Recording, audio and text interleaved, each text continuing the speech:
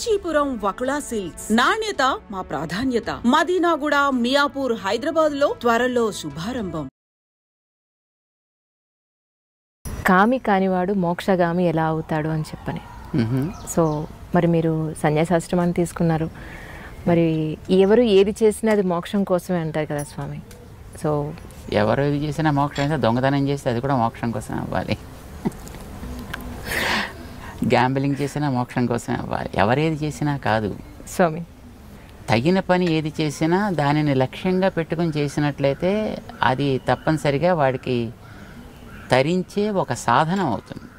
That becomes a means for him to get the attainment.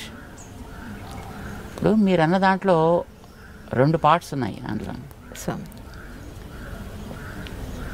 కామి, మోక్షగామి. పాపం ఎవరో ప్రాస కోసం పెట్టి ఉంటారు దాన్ని, బట్ దట్స్ ఓకే. కామి అంటే కోరిక కలవాడు అని అర్థం, కోరుకునేవాడు అని అర్థం. మోక్షం అనే దానిని నిర్వచించడాన్ని బట్టి ఇప్పుడు ఇవన్నీ ఉంటాయి. ఇప్పుడు బేసికలీ మోక్షము అని అంటే చాలామంది చచ్చిపోయి పోవడము, ఇది ఒక భావన జనరల్గా మనుషుల్లో ఉండేది.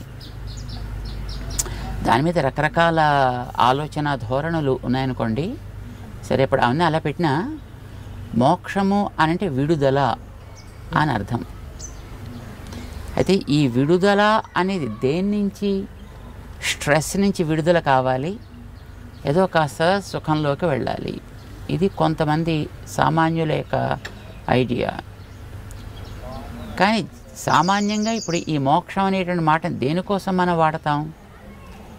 ఏది అల్టిమేటో, దేనికంటే ఇక పొందాల్సింది పైన మరేం ఉండదు. సో దానికి మనం దీన్ని మోక్షం అని పెట్టుకున్నట్టయితే అలాంటిది limitless Joy are A kind of state of bliss అని ఒకవేళ మనం అనుకున్నట్టయితే, అలాంటి అంతం లేని అనంతమైనటువంటి ఆనందం ఇప్పుడు మనకి రావటల్లా. అప్పుడప్పుడు కొద్ది కొద్దిగా ఆనందాలు వస్తున్నాయి మనకు కూడాను. వేసవికాలంలో ఐస్ క్రీమ్ తింటే ఆనందం, నదిలో దూకితే ఆనందం, శీతాకాలంలో వేణీళ్ళు పోసుకుంటే ఆనందం. ఒక తాత్కాలికంగా శారీరకంగా కలిగేటటువంటి సుఖాల కోసం మనం తాపత్రయపడుతున్నాం యూజువల్లీ. కానీ శరీరం అనేది మనం ఎంత చేసినా అదేం ఉండలేదు. ఇప్పుడు ఒకసారి అది పోతోంది, ఒకసారి రోగాల పాలవుతోంది, ఒకసారి ఏడిపిస్తోంది, అప్పుడప్పుడు అనుకూలంగా కూడా ఉంటుంది. కానీ but most of the times it's creating lot of pain. But either pain or Joy, ఇది వచ్చేది ఎవరికి? మనిషికి ఏంటంటే, మనిషికి కాదు, నాకు. ఓహో, మనిషి ఈజ్ ఒక స్పేషీస్, ఇది ఒక ప్రాణి. బట్ ఇలాంటి ప్రాణులు కోకోలలు ఉన్నాయి కదా, జంతువులు ఉన్నాయి, పక్షులు ఉన్నాయి, క్రిములు ఉన్నాయి, కీటకాలు ఉన్నాయి. ఓకే. సో ఇవన్నీ కూడా ప్రాణులే. అందులో కొంచెం అతి తెలివి కలిగిన ప్రాణి మనిషి, అన్నిటిని పాడు చేసే ప్రాణి కూడా మనిషి. మిగతా వాటి మానాన బతుకుతాయి, వీడన్నిటినీ పాడు చేస్తాడు. తెలివి ఉన్నటువంటి ప్రాణి, తెలివి వాడగలిగిన ప్రాణి కూడా. అంతవరకు మనం తీసుకుంటే ఈ శరీరాన్ని నాది అని వాడుకునేవాడెవడో ఒకడున్నాడు లోపల. సో మనం వాడిని ఆత్మ అంటామని మనకి స్క్రిప్చర్స్ చెప్తున్నాయి. సరే, ఎవడో నేను అని అయితే అంటున్నాడు కదా, ఆ నేనుకి సుఖం కావాలి. ఇప్పుడు శరీరానికి సుఖం కాదు, నాకు సుఖం కావాలి. ఇప్పుడు వ్యాపారం చేసేటటువంటి వాడిని ఐటీ వాడు దాడి చేసాడు అనుకోండి, వాడిని ఏసీ రూమ్లోనే కూర్చోబెడతాడు, కానీ వీడి చెమటలు పడుతుంటాయి వీడికి. అంటే శరీరానికి సుఖం కాదు వాడు కోరుకునేది, నాకు సుఖం కావాలి. వాడికి టెన్షన్ కలిగింది కనుకనే శరీరం వాడికి కంఫర్టబుల్గా మంచి సోఫా వేసి ఏసీ వేసి కూర్చోబెట్టినా వాడు చెమటలు కారుతూ ఉంటాయి, వాడు తుడుచుకుంటూ ఉంటాడు. ఈ నేను అనేటటువంటిది ఇప్పుడు ఇక్కడికి వచ్చి ఎన్నో రకాలైనటువంటి కండిషన్స్కి లోపల బతుకుతోంది. మనిషి అనండి, జంతువు అనండి, పక్షి అనండి, మరొకటి అనండి, ఎన్నో రకాలైనటువంటి హద్దులు ఉన్నాయి. ఇప్పుడు ఆ హద్దుల్లోనే ఇది చేసేటటువంటి కార్యక్రమాలన్నీ సాగుతున్నాయి. ఆ హద్దులు ఏర్పడటానికి కారణం ఒకటి చెప్పారు మన వాళ్ళు శాస్త్రాల్లో, దాని పేరు కర్మ అన్నారు. దాన్ని ఈ కర్మ అనేదే వీడికి ఒక బాండేజ్, ఒక బంధం వీడికి. ఈ కర్మ అనే బంధం ఉన్నంత వరకు ఈ శరీరం పోతే ఇంకో శరీరం వస్తుంది, అది పోతే మరొకటి వస్తుంది.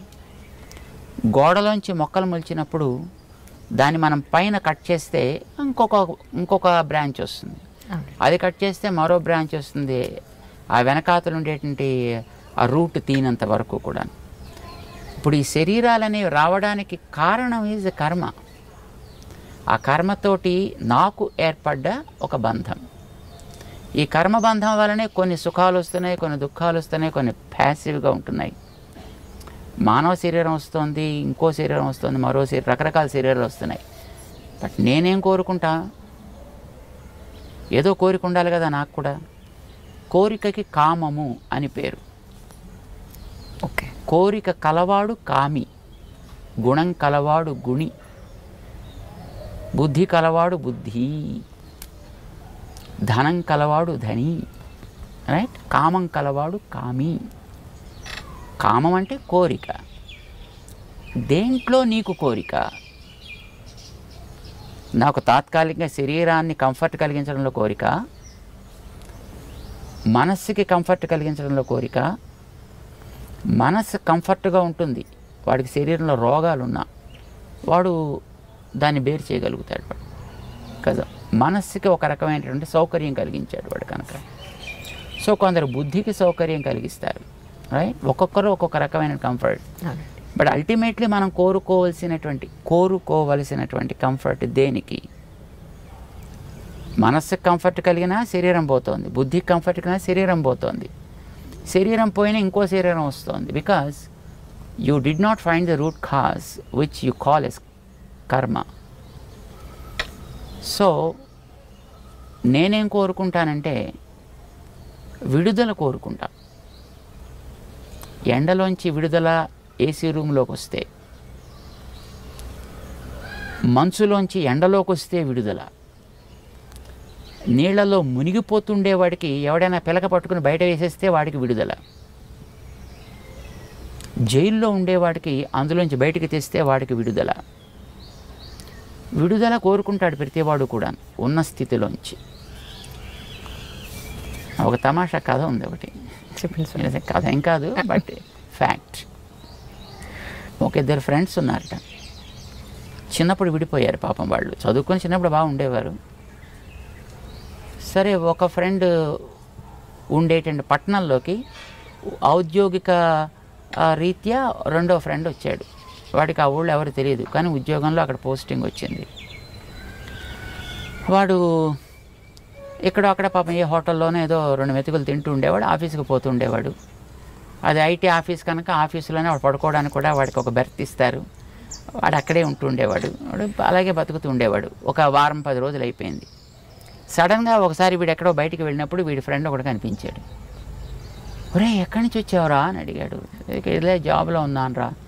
ఓరిని ఎక్కడ తింటున్నావు, ఎక్కడ ఉంటున్నావు అంటే, ఎక్కడ ఆఫీసులో పడుకుంటున్నాను రా, హోటల్లో తింటావు. ఒరే, నేను ఇంత ఫ్రెండ్ని కనీసం నాకు చెప్పను కూడా చెప్పలేదరా, రా మా ఇంటికి అన్నాడు. పాపం అంత ప్రేమతో పిలిచాడు కదా అని వీడి ఇంటికి వెళ్ళాడు. వీడు ఆ పూట భోజనం చేస్తుంటే పాపం వాళ్ళ ఆవిడ సర్వ్ చేస్తుంది. అతనికి మ్యారేజ్ అయింది, పాపం వీడికి ఇంకా మ్యారేజ్ కాలా. ఆ సర్వ్ చేసి ఆవిడ ఇలాగ సీరియస్గా మొహం పెట్టి ఆవిడ సర్వ్ చేస్తుంది. ఒకరోజు చూశాడు, 2 రోజులు చూశాడు. ఇంట్లో ఆవిడకి ఇష్టం లేదులో ఉంది. నేను ఇక్కడికి వచ్చి ఇంట్లో కూర్చుని తింటుంటే, అలాంటప్పుడు అనవసరంగా నేను ఇక్కడ ఉంటే మళ్ళీ వాళ్ళిద్దరికీ మధ్యలో ఎక్కడ వ్యవహారం చెడుతుందో అని పాపం వీడు మెల్లిగా రావడం మానేసి తప్పించేసుకున్నాడు. ఓ 15 రోజులు గడిచిపోయింది. పాపం వీడికి ఎందుకు వాడు రావటం లేదో తెలియలే. సడన్గా మళ్ళీ ఇంకో రోజున వాడిని పట్టుకున్నాడు. ఒరే, ఏమిట్రా రావట్లేదు మా ఇంటికి, ఏమైపోయావురా, నీకోసం నేను తిండి కూడా తినాలో మానాలో తెలియకుండా ఉంటున్నాను రా అని అడిగాడు. అంటే పాపం పాపం చెప్పడానికి మొహమాట పడ్డాడు. సరే ఇంకా వాడు గట్టిగా నిర్బంధించేటప్పటికి చెప్పాడు, ఒరే వద్దురా, నేను నీ ప్రేమ నాకు తెలుసును, కానీ మీ ఆవిడ చాలా సీరియస్గా ఉంటుందిరా, నేను అనవసరంగా మీ ఇద్దరికి మధ్యలో కొంచెం ఇబ్బంది కలిగించే స్థితిలో ఉంటానేమో అని చేత నేను బెటర్ అని మానేశాను రా, ఏమనుకోకు ప్లీజ్ ప్లీజ్. పక్కుమని నవ్వెట్టండి ఆ ఫ్రెండ్. నవ్వుతావేమిట్రా, నేను సీరియస్ రా, అందుకోసం నేను రాలేదురా. ఓరు పిచ్చోడివిరా నువ్వు, మా ఆవిడ రిసెప్షనిస్ట్ రా. రిసెప్షనిస్ట్ ఎలా ఉండాలి, ఎప్పుడూ నవ్వుతూ ఉండాలి కదా. వాడు ఎవడైనా వచ్చి అడిగినప్పుడల్లా చెప్పాలి, 10 సార్లు అడిగినా 10 సార్లు చెప్పాలి, చెప్పేటప్పుడు నవ్వుతూనే చెప్పాలి, సీరియస్గా మొహం పెట్టకూడదు. మరి పొద్దు నుంచి సాయంకాలం దాకా రిసెప్షన్ కౌంటర్లో కూర్చుని ఇలాగ నవ్వినట్టుగా మొహం పెట్టి, నవ్వు కాదు నవ్వినట్టుగా మొహం పెట్టి సాయంకాలం దాకా ఉండి ఇంటికి వచ్చాక ఈ చేంజ్ కావాలి కదా. అంచేత what is the change? Okay, ఇప్పుడు పేపర్ చదువుకునే వాడికి చేంజ్ అంటే పేపర్ మూత పెట్టి టీవీ చూడడం, టీవీ చూసేవాడికి చేంజ్ అంటే టీవీ క్లోజ్ చేసి పక్కవాడితో మాట్లాడడం. ఇప్పుడు that is what they call rest. Exactly right. Rest అంటే change from one activity to the other. మా ఆవిడికి ఎప్పుడు అలా రిసెప్షన్లో ఈ అని నవ్వు మొహం పెట్టి కూర్చోవడం చేత ఏ చేంజ్ షీ నీడ్స్. ఓకే, అందుకోసం ఆవిడకి ఇంటికి వచ్చాక మరి అది సీరియస్గా మొహం పెడుతుంది, అది చేంజ్ అది. ఓకే, అంతేకాని పాప ఆవిడ మనస్సు వెన్నరా, పాప నువ్వు అనవసరంగా అపార్థం చేసుకున్నావురా అని పాపం వాడు చెప్పేటాడు. It is a change, right. అంటే మనం ఎప్పుడు కూడా ఒక చేంజ్ కోరుకుంటాం. ఆ చేంజ్ దేంట్లోంచి కోరుకుంటాం మనం? ఈ కనిపించేటటువంటి రకరకాల శరీరాల్లో తిరగడం ఇవన్నీ పోవాలి. I want a change for good. That is my Dzire, my goal. నాకు విడుదల కావాలి. విడుదల ఈజ్ మోక్షం. సో మీ కోరికది. సో కోరికది. కోరిక కలిగిన వాడు కామి కనుక మాకు కూడా కామ ఉంది. ఇందాక మీరు ఒక మాట అన్నారు స్వామి, ఇప్పుడు ఎస్పెషల్లీ సరే అబ్బాయిలు పెట్టుకోవడం తీసి పక్కన పెడితే అమ్మాయి బొట్టు పెట్టుకోవడం అనేది ఎందుకు ఇంపార్టెన్స్ ఈ రోజుల్లో? అంటే జీన్స్ ప్యాంట్ వేసుకున్నాను, ఈ డ్రెస్ మీదకి బొట్టు బాగుండదు, ఎక్కడో ఎందుకు మా ఇంట్లో సంగతి నేను చెప్తే పిల్లలు ఎందుకు పెట్టుకోవాలి అని అంటే ఎవరో చెప్పిన పెద్దవాళ్ళు అక్కడ ఒక స్థానం అది ఆ ప్లేస్కి మనం దానికి రెస్పెక్ట్ ఇచ్చి దానికి బొట్టు ఒకటి పెట్టాలంటే they are not satisfied with my answer. Right. So మీరు మీ మాటగా ఒక్కసారి బొట్టు అసలు ఎందుకు పెట్టుకోవాలి, నో పెట్టుకోమని చెప్పి ఎందుకు పెట్టుకోవాలి అనేది చెప్పండి చాలు. There are certain reasons. ఇప్పుడు fortunate enough we are, whatever the practices that we have today given by our great sages, each one of them has a relevance. Relevance physical, relevance spiritual. Rendu unnai. Face is the index of the mind, right? దీన్ని అంగీకరిస్తారు కదా. అవునండి. నీ మనస్సులో ఏ భావాలు ఉన్నాయో అది నీ మొహం చెబుతుంది. ఒకవేళ మొహం చెప్పలేకపోతే నువ్వు చెప్పగలిగేటట్లుగా ఉండాలి. అందుకోసం మన వాళ్ళు బొట్టు పెట్టారు. ఎందుకంటే ఇక్కడ చూడగానే నీ ఐడియాలజీ ఏమిటి అనేది నీ మొహం చెప్పేస్తుంది. ఇప్పుడు మేము బొట్టు పెట్టుకున్నాం అనుకోండి, మేము పెట్టుకున్న బొట్టు ఏం చెప్తుంది?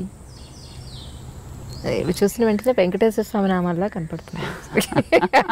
కామన్ మామూలు మనిషిగా చెప్పాను. అంటే వెంకటేశ్వరుడైనా ఎందుకు నామాలు పెట్టుకుంటాడు అట్లాగా? అది కూడా తెలియాలి కదా.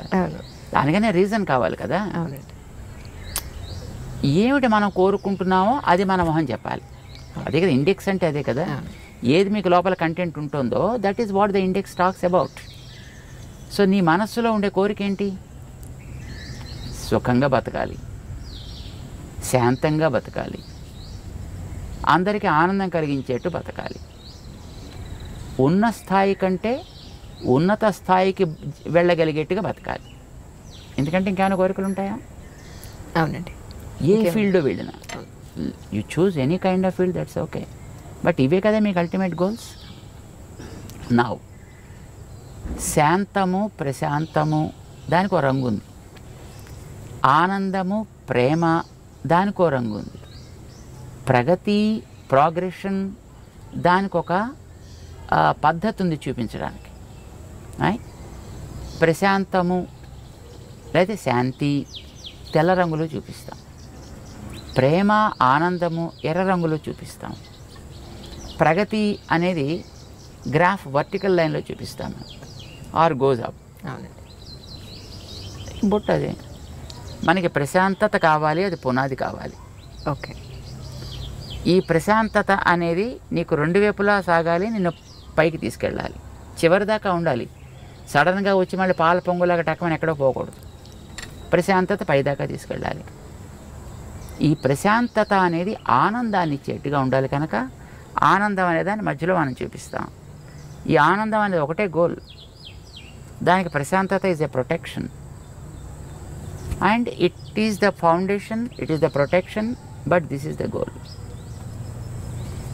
ఇది మనకి బొట్టులో చూపిస్తాం అన్నమాట. ఆ రంగుకి కూడా ఒక రెలవెన్స్ ఉంది, ఆ లైన్కి కూడా ఒక రెలవెన్స్ ఉంది మనకి.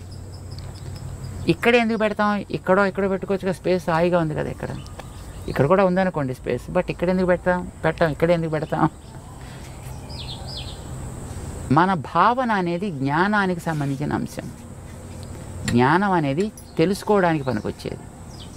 తెలుసుకోవడానికి పనికొచ్చే ఇంద్రియం మన దేహంలో కన్ను. కన్ను భౌతిక రూపాలు చూస్తుంది, జ్ఞానం ఆంతర రూపాలను చూపిస్తుంది. సో జ్ఞానానికి కన్ను గుర్తయితే ఈ కంటి మధ్య భాగం మన జ్ఞాన ప్రకాశానికి ఆధారము. So start something from here and take it towards your goal. It should be upward always, but protected by peace and sattvik. గుర్తుది, ఇది ఒక గుర్తు. ఇది ఇక్కడ పెట్టడానికి కారణం యూజువల్గా మీకు ఇందాక ఒక కారణం చెప్పాడు, రెండో కారణం చెప్తున్నాను. చెప్పండి సార్. మొట్టమొదటిది ఒకటిదే, ఒక భావం ఉంది దాంట్లో. ఊరికే ఏదో సరదాగా పెయింట్ చేసుకోవాలి కనుక, కానీ this is not a painting that we're doing, or this not something a kind of design that we adapted as a fashion, right? there is a meaning, there is a relevance for that. రెండవ కారణం ఏంటంటే, ప్రతివాడు ఏం కోరుకుంటాడు చెప్పండి? అసలు ఎవరైనా కామన్గా ఆధ్యాత్మికం అని పక్కన పెట్టేయండి, ఎవరైనా ఏం కోరుకుంటారు? మగవాళ్ళు కానీ ఆడవాళ్ళు కానీ అందంగా ఉండాలి కోరుకోరా? అందంగా ఉండాలి ఎవరైనా కోరుకుంటారు. అందుకే కదా మాటికి అద్దం చూస్తాడు, జుట్టు దువ్వుతాడు, ఇది నిలబెట్టాలా లేకపోతే ఇటు దువ్వాలా లేకపోతే మొహం మీద బొచ్చు కుక్కలా వేసుకోవాలా. సో ఏదో ఒక రకమైనటువంటి ఒక స్టైల్ అడాప్ట్ చేస్తున్నాడు, లేదో రంగులు వేస్తున్నాడు. ఇవన్నీ దేనికోసం చేస్తున్నాడు? అందంగా ఉండాలి. మరి అందం ఏం కావాలి? ప్రెజరు కావాలా లేదా తాత్కాలిక కనిపించిపోవాలా? ప్రెజరు కావాలని ప్రతివాడు కోరుకుంటాడు, ఉండదు. కానీ వందలు వేలు లక్షలు ఖర్చు పెడతారు అది ప్రెజరు కావాలని. ప్రెజరు కావడానికి ఒక బ్యూటిఫుల్ సొల్యూషన్ మన వాళ్ళు ఇచ్చారు. బాడీలో ఉండే మిగతా పార్ట్స్ కంటే మొహం చాలా ఎక్కువ అందమైనది, దాన్ని బట్టి కదా మిగతా అన్నింటిని రికగ్నైజ్ చేసేది. సో ముఖం యొక్క అందం బాగుండాలి. పాడు చేసే ఫ్యాక్టర్స్ ఏమున్నాయి? వెదర్, కడిగేసుకుంటే పోతుంది,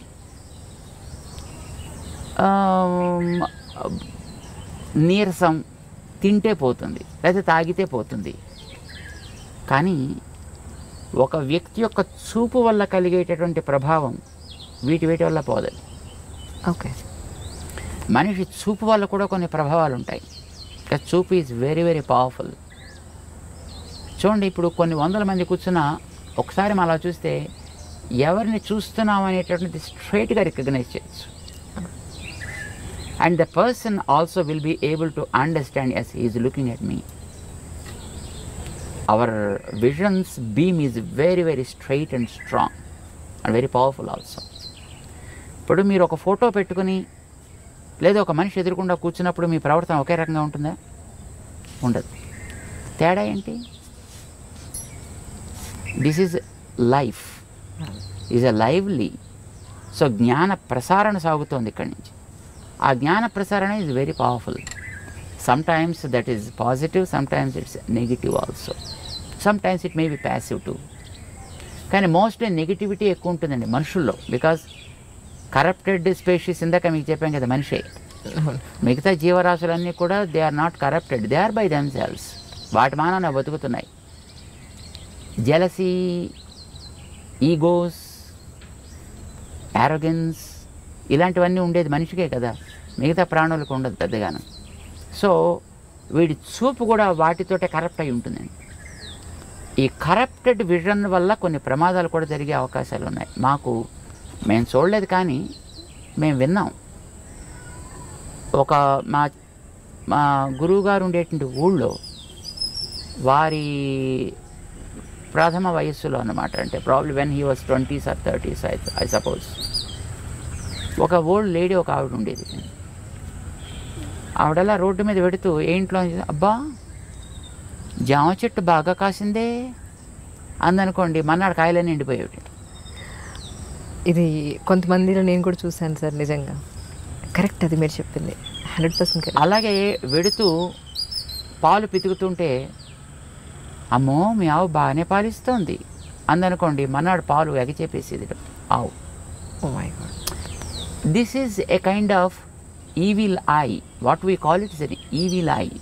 ఓకే, దృష్టి దోషము అని అంటారు దాన్ని. ఈ దృష్టి దోషం ఈజ్ వెరీ పవర్ఫుల్, మిగతా వాటికంటే చాలా పవర్ఫుల్.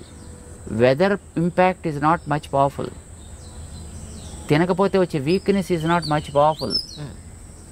ఆర్ ఎవడైనా వచ్చి 4 వాయిస్తే దానివల్ల కూడా అందం పెద్ద చెదిరిపోయేది ఏమి ఉండదండి. తాతగాని దెబ్బ తగిలితే కాస్త దీన్ని ప్యాచ్ చేసుకుంటాడు, అదే కుట్లు కుట్టుకుంటాడు, మళ్ళీ నార్మల్ అయిపోతాడు. బట్ ఈవిల్ ఐ వల్ల కలిగేటువంటి ప్రభావం చాలా ఎక్కువ ఉంటుంది. ఇది పడకూడదనే కొత్త ఇళ్ళు కట్టుకున్న వాళ్ళు వాడి ఆ నేత్ర ప్రభావాన్ని ఎక్కడో ఒక చోట ఫోకస్ చేసేసి దాని మీద కనుక పోతే తర్వాత చూసినా పెద్ద ప్రాబ్లం ఉండదు. The first beam is very powerful. అందుకోసం దానికి ఏదో రకరకాల వేషాలు వేసినటువంటి గుమ్మిడికాయలు లేకపోతే ఓ రాక్షస మొహాలు ఇలాంటివి ఏదో కడుతుంటారు. దృష్టి బొమ్మల దృష్టి పెడతలేదో అంటారు దాన్ని. అంటే వాడు ఎవడైనా వచ్చి అలాంటి పవర్ కలిగిన వ్యక్తి దాని కేసు చూసి బాగా కడుతున్నాడు, చాలా బాగుంది. ఇప్పుడు ఎక్కడ పడుతుంది చూపు? ఇంటి మీద దృష్టి బొమ్మ పెట్టినప్పుడు మీరు మిగతా కట్టినటువంటి కలర్స్ మీద డిజైన్స్ మీద దృష్టి పడదు, దాని మీద దృష్టి పెడుతుంది. So also when you see the face of a person, when there is a mark somewhere, ఇక్కడ ఉండొచ్చు, ఇక్కడ ఉండొచ్చు, ఇక్కడ ఉండొచ్చు, ఇక్కడ ఉండొచ్చు. చిన్నపిల్లలకి ఉయ్యాల పడుకోబెట్టినప్పుడు వాళ్ళకి బుగ్గల మీద అక్కులు అనేవాళ్ళు చిన్నప్పుడు బ్లాక్ కలర్లో తయారు చేస్తారు, దాన్ని చుక్కలు పెడతారు, ముక్కు మీద పెడతారు, గడ్డ మీద పెడతారు, నుదుట పెడతారు. వై? ఎవరైనా వచ్చి చూసి అబ్బో మీ వాడు చాలా బాగున్నాడండి అని ఈ బొగ్గ గిల్లో లేకపోతే ముక్కు పిక్కో ఏదో చేస్తారనుకోండి, అది పిల్లవాడి మీద ఇంపాక్ట్ పడకూడదు. ఇప్పుడు చూడగానే ఎక్కడ పడుతుంది చెప్పండి దృష్టి? మీరు వెంకటేశ్వరుడు గురించి ఇందాక మీరు చెప్పారు, వెంకటేశ్వరుడు నామాలు అన్నారు. వెంకటేశ్వరుడు కళ్ళు లేవా? వెంకటేశ్వరుడు పళ్ళు లేవా? వెంకటేశ్వరుడికి పెదాలు లేవా? చెవులు లేవా? మరి మీకు నామం మీద ఎందుకు దృష్టి పడింది? See, whenever you have something there, your vision goes and falls directly on that. And when it falls on that, then the impact, the evil impact of the vision is gone. ఇంకా తర్వాత వాడు మిగతా parts చూసినా దానివల్ల పెద్ద ప్రమాదమే ఉండదు.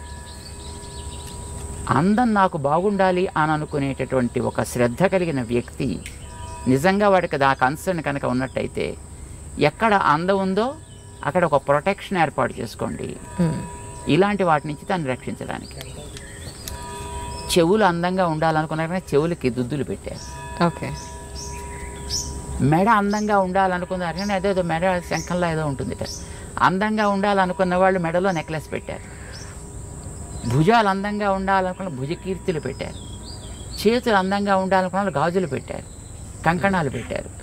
వేళ్ళు అందంగా ఉండాలనుకున్న వాళ్ళు ఉంగరాలు పెట్టారు అక్కడ. నడుము అందంగా ఉండాలనుకున్న వడ్డాణాలు పెట్టారు అక్కడ. కాళ్ళు అందంగా ఉండాలనుకున్నారు, దానికి గజ్జెలు ఏవో పెట్టారు దానికి. సి ప్రతి భాగంలో కూడా ఏది వాళ్ళు ప్రొటెక్ట్ చేయాలని అనుకున్నారో ఆ ప్రొటెక్ట్ చేయడం కోసం అని చెప్పి అక్కడక్కడ తేజస్ సంబంధమైన ఒకటి పెట్టారు. ఆ పెట్టేది కూడా తేజస్తో సంబంధించింది. తేజస్సు ఈజ్ గోల్డ్. అందుకోసం ఆర్నమెంట్స్ అన్ని కూడా గోల్డ్ ఆర్నమెంట్స్నే ప్రిఫర్ చేస్తారు. ఇప్పుడంటే తర్వాత రకరకాలు వచ్చాయి అనుకోండి, కానీ but basically it is a gold because gold is Tejas. బంగారం మామూలుగా మట్టి సంబంధమైనది కాదు, అది తేజస్ తత్వానికి సంబంధించింది. దాంతో చేసిన వాటిని అక్కడక్కడ రక్షణ కోసం పెడతారు. బొట్టు పెట్టేటప్పుడు కూడా ఇది పసుపుతో తయారు చేసి పెట్టాలనేది నియమం. ఇప్పుడు స్టిక్కర్లు వచ్చాయనుకోండి, దురదృష్టం కొద్దిని, ఇది ప్లాస్టిక్ ముక్కలు, పసుపుతో తయారు చేసింది కావాలి. బికాస్ పసుపు ఆల్సో బంగారపు ప్రభావం కలిగినటువంటి ఒక ద్రవ్యం. అది యాంటీబ్యాక్టీరియల్ కదా. అవునండి. సో పసుపుని నిమ్మరసంతో కలుపుతారు, అది రెడ్ కలర్లోకి మారుతుంది. దాన్ని చక్కగా తయారు చేసుకుంటారు, దాంతో పెడతారు. లేదా బియ్యాన్ని మార్చి ఆమదాన్ని లోపల రాసి దాన్ని కాల్చి దాంట్లోంచి పొగ తీస్తారు. ఆ రాగి పళ్ళెం మీద, రాగి పళ్ళెం దాన్ని బోర్లించి పెడతారు. అది లోపలంతా కూడా మొత్తం ఆ స్మోక్ ఏర్పడుతుంది, పొగ. అది బ్లాక్ కలర్లోకి వస్తుంది. దాన్ని గీకి దాన్ని కాటుక్ కింద తయారు చేసి కళ్ళకి పెట్టే కాటుక్ కానీ పెట్టే బొట్టు కానీ అలాంటి దాంతో తయారు చేసేవారు. సో తయారు చేసే ద్రవ్యానికి ఒక రెలవెన్స్ ఉంది, తయారు చేసే ప్రాసెస్లో ఒక రెలవెన్స్ ఉంది, అది పెట్టేటువంటి పార్ట్కి ఒక రెలవెన్స్ ఉంది. But the ultimate goal is to preserve the beauty of that specific part.